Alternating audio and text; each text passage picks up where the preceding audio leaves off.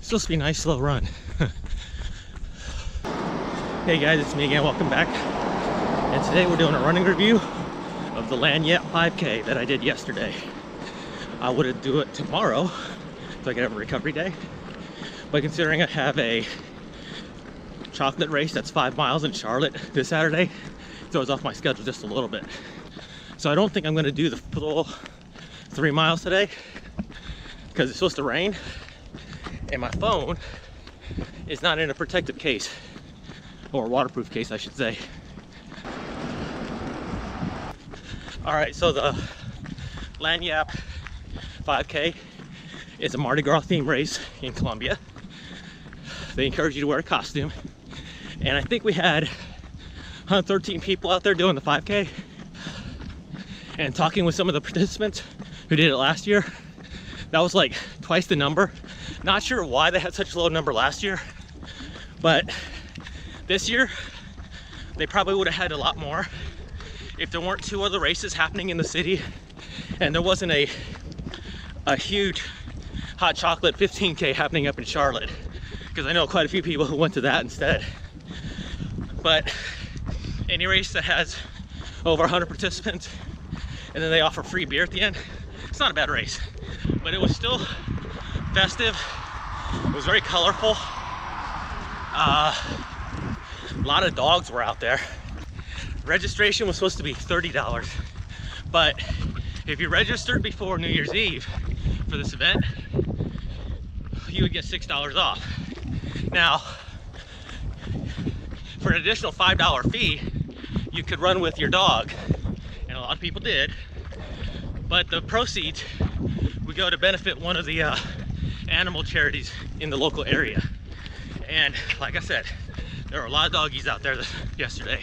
Some of them were definitely really happy to be running 3 miles, more so than their owners. It was kind of funny. Packet pickup could happen the day before or the day of. I went the day before, got my stuff at Strictly Running. I'm wearing the shirt that was for the race. And we got the race shirt, we got our bib number, and our 4 pins. It was a pretty small packet, but considering you're going to Strictly Running, you're gonna find out about all the upcoming runs around here. Because if you didn't know, if you ever come down to Colombia, go to the Strictly Running website and they will tell you almost all the races that are coming up, because they host easily 75% of the races that happen in Colombia. Race day pickup was by the starting line. The starting line was a little confusing at first because it wasn't marked. You just saw this big gaggle of Mardi Gras colors and runners hanging out at the street corner by our local airport. It's Owens Field Airport, and it was there and at the corner of City Routes. A local farming co-op is the best word I can think of right now. All right, we're gonna turn around right here. We're gonna cut this short because I can start feeling rain. But you get out to that corner and you see all the police officers lined up because they're the ones who are gonna control traffic along the course.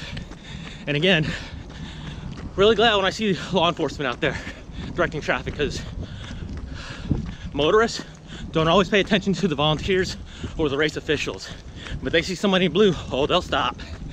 Anyways, back to race day pickup. It was in a pickup truck, or it was behind a pickup truck and a table. Didn't look like it was a big problem for everybody. They had plenty of shirts, so there was no issue of running out of your size.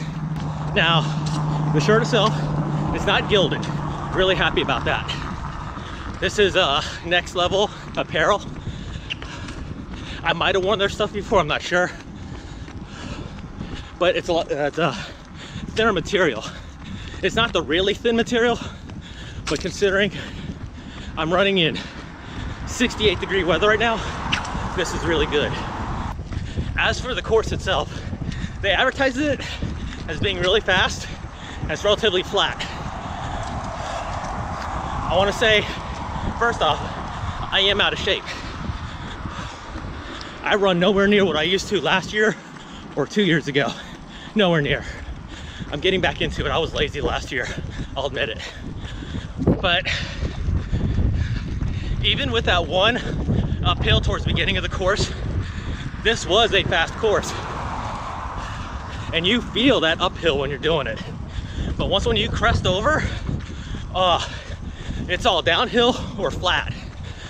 If there's another uphill, you don't notice it at all. And I looked back at my Strava data, and my first 2 miles were definitely a lot faster than I was expecting. I had to walk a little on my 3rd mile because I did not drink enough water, or as one of my friends said, I didn't have enough salt because I was cramping up. So you'll see a dip in there. I will say, I wish I had at least one water station on the course. When it's a 5K, okay, even with a 10K, I don't like carrying water, gel, any of that stuff. But if I'd known there were no water stations, I actually would have brought a little water bottle. I think that's the one thing I didn't really care for on this race. Sure, there was free beer at the end, but that's to the benefit of everybody else. I'm not drinking beer when I'm by myself, especially if I get behind the wheel. They did have water, bananas, and orange slices at the finish line. And I'm gonna suspect, because there were so many races happening in Colombia and the surrounding areas, that's why I placed. Not a bad thing, because I got a medal. I even bumped up from the results at 3rd place, but because they do masters races here, I got 2nd place in my division.